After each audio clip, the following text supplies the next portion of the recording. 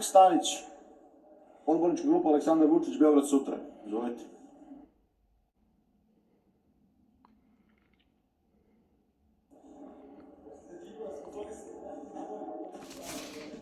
Dogovorit ćemo se posle oko tih detalja. Poštovani predsjedniče, poštovane kolege i koleginice gradski odbornici, na današnji dan 1912. godine potpisano je primirje kojim je završen Prvi Balkanski rat. To je bio 4. decembar, kao što je danas. Prethodno su oslobođeni Kosovo, Vardarska Makedonija i srpska vojska je uspela da izađe na more. Nekoliko meseci to smo zvali Srpsko more, a potpisivanjem ovog primirja 400.000 boraca je dobilo status starog ratnika. To je ekvivalent onome što danas zovemo ratni veterani. Tada je prvi put u modernoj istoriji Srbije na neki način kodifikovano pravo ratnih veterana. I zato danas u Srbiji 4. decembar slavimo kao dan srpskih ratnih veterana i ovu priliku bi iskoristio da svim učesnicima ratova 90. godina čestitam dan srpskih ratnih veterana. A zašto je to bitno i povezano sa današnjom sednicom? Pošto smo rekli da se i mi bavimo nekom vrstom negovanja tradicija ovde i sećanja. I da je ova tema Generalštaba vezana za to. Kako se onda opozicija nije setila da u Beogradu ne postoji spomenik koji se odnosi na pobedu iz Prvog Balkanskog rata kada je oslobođeno Kosovo? Evo, možda je bolje da onda Srpska napredna stranka da takav predlog u narednom periodu, kad se vi već niste setili. U svakom slučaju, opozicija je predložila da takav spomenik, koji bi, da srušena zgrada, nepostojeća zgrada Generalštaba treba da bude neka vrsta spomenika i kulturnog dobra. Znači, arhitekta Nikola Dobrović, koji je tu zgradu projektovao, nije živ, znači morao bi da je obnovljen neko drugi. Samim tim to više ne bi bilo autentično delo. To je pravac arhitekture koji se zove modernizam, brutalizam, tako su mi objasnili. Jedva sam to zapamtio, priznajem, nisam preterano stručan za tu oblast, ali šta je zanimljivo? Ta zgrada je, osim što je bila Generalštab, ona je bila i simbol bitke na Sutjesci, odnosno probaja iz kanjona Sutjeski. I što je to važno? Zato što su odbornici opozicije u prethodnom izlaganju rekli da ukoliko se to ne reši na način kako oni predlažu, da je to neka vrsta diktature, da se smanjuju prava.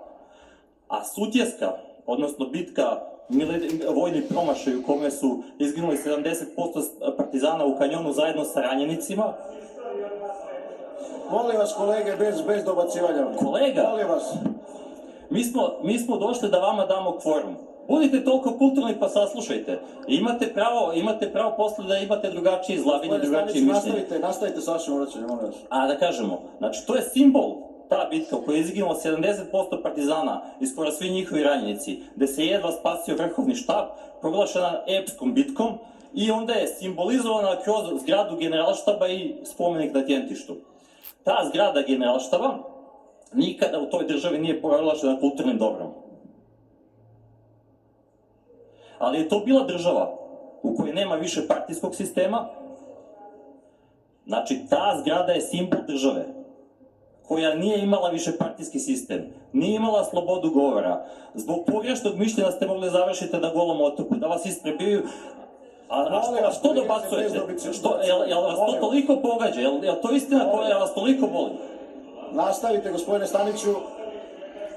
Ne damo se, pa moramo kolegama objasniti ono što ne znaju. Oni ne vole istoriju, ali vole kulturu negovanja sećanja. Smeta im kad se neko pozove na istoriju, kad im skrene pažnju na činjenice iz istorije, onda im je istorija dosadna. Istoriju bi se oni pozivali samo onda kad opravdava njihove trenutne političke ambicije. Kao što i ovaj predlog sa Generalštabom. I hoću da to do kraja razjasnim u svim aspektima, i pravnom, i istorijskom, i svemu. Znači, predlaže se da ruševinama da se da status kulturnog dobra. Iako to nije urbanistički, a pogotovo ekonomski nije opravdano. I ekonomski aspekt treba pogledati. Ja bih rekao da nama treba Beograd koji se razvija, a ne Beograd muzeja razrušenih zgrada. Ne, nikako nam to ne treba. Sada se vratimo na ono kako je ta zgrada dobila taj status zaštićenog kulturnog dobra. To je dala vlada Vojislava Koštunice 2005. godine. I sad slušajte pažljivo. Odluka je i pravno neispravna i nelogična. A prethodno da podsjetimo šta je Vojislav Koštunica radio dok je bio predsjednik Savezne države, on je, slušajte kolega, on je pomilovao više od 200 terorista, među kojima braću Mazareku i Aljbina Kurtija, neprijatelja zajednice srpskih opština. Opravdanje za njihovo pomilovanje ni dan danas ne postoji. Ne postoji ni objašnjenje zašto je kasnije nepostojeći objekat dobio status kulturnog dobra. Možda da se opravda za ono prethodno pomilovanje raznih terorista i kriminalaca. Oni kad su pušteni iz naših zatvora, narod koji su Albanci držali utamničen srpski na Kosovu je potom likvidiran, izvađeni su mu organi i prodati. To je epilog toga. A ovaj posao sa zgradom generalštaba koja vlada 2005. proglašava je samo dimna zavesa da se o tome ne priča. Polako doći ćemo do svake godine. 2025. mislite. Opravdanje za njihovo pomilovanje ne postoji, kako smo rekli. Sad, a Koštunica je na vlast došao, rekli smo, 2000. godine. Tada je bio predsjednik Savezne države i komandant oružanih snaga. Tada je u njegovoj ingerenciji bila vojska i generalštab. Tad nije doneta takva odluka. Njemu je istekao mandat. Pa je onda izabran, pa je parlamentarna većina izabrala za predsjednika vlade Srbije. Tad smo u zajedničkoj državi sa Crnom Gorom. I tad mi donosimo odluke od strane Srbije, koja je jedna federalna jedinica, onako kako nam odgovara, ne pitajući drugu federalnu, samo polako, ne pitajući drugu članicu šta oni misle o tome. I to na taj način smo već gurali Crnu Goru od nas. Znači, ovo je konkretno jedna pogrešna odluka bila iz 2005. godine. A dobro, ne morate dobacivati, ja prihvatam da se vi ne slažete i da vas boli istina. Pa ne, to je neizdrživo. Znači, tolika nekultura, to je sad već ozbiljna nekultura. Zašto to radite, koleginice, nije mi jasno. U svakom slučaju, ukoliko bismo i pristali da napravimo kopiju generalštaba, po procenama stručnjaka to bi bilo 150 miliona evra. Da li je bolje da pravimo kopije komunističkih zdanja ili da gradimo vrtiće, škole i puteve za 150 miliona evra? Mislim da će većina građana, ma koliko vi skupili u peticijama, uvek da se opredeli za puteve, vrtiće i škole umjesto za obnavljanje simbola diktature iz vremena komunizma. Nigde u Evropi, cijela istočna Evropa ruši spomenik iz tog perioda. Mi, hvala Bogu, to ne radimo. Ali ne moramo ni da obnavljamo one koji su nebitni. Sad da vidimo. Što se toga, koliko sam ja našao na internetu, a slobodno me možete demantovati, zgrada nikad nije dobila ni jedno međunarodno priznanje iz oblasti arhitekture.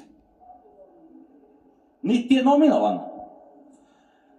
I istražujući da nisam možda pogrešio, pre nego što ovo kažem, sam pozajmio iz biblioteke ovaj atlas brutalističke arhitekture, modernističko-brutalističke arhitekture, koja sve objekte u svetu koji su priznati iz tog stila od Sjedinjenih država, Kanade, Meksika, Kine, Japana, je pobrojala i popisala. Tu se nalaze i objekti iz Srbije, iz Beograda. Geneksova kula je tu.